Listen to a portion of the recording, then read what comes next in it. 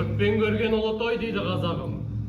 Сондықтан аға бауырлар, күшіміз бірлікте болу керек. Бақ қайда болса, ырыс сонда болады. Дұрыс айтасыз. Қазақ даласында бірлік пен береке жүріп, ынтымағымыз берік болғай. Әмин. Еліміз Sözünüzü bölgenim şunu ayıpқа бермаңыз. Әңгімені тыңдап отырып, бала болсам да көкейімде бір сұрақ тесіп барыр.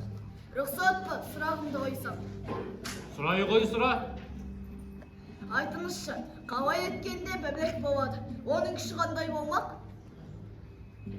Ей, кім бар? Бір бума солқылдақшы болып келіңдерші. Мен бармын.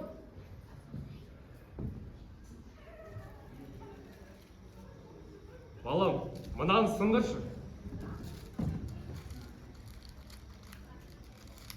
Сынбайды ғой, күшім жетпей жатыр. Ал енді бұны біртіндеп сынdır. Бұдан не түсіндің енді? Түсіндім баба. Мысалыңыздың мәнісі ынтымағы бірлігі мықты елді жауда дау алмайды. Саяқ жүрген таяқ жейді демекші, ынтымағы бірлігі жоқ елді жауда дау опанай алады. Дегеніңіз ғой, я? Бәрекелді балам, дұрыс таптың. Ең алдымен елді ауыз бірлікке шақыруың керек. Бақ қайда барасың? Ынтымаққа барамын дегеннің мәнісі осы. Қына тасқа бітер, бата басқа бітер. Қолыңды жай Төлежан. Тасызға пана бол, жотасызға жота бол.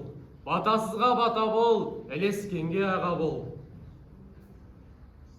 Білген болғаннан соң еліңе көш бастайтын дана бол. Әумин. Әмин.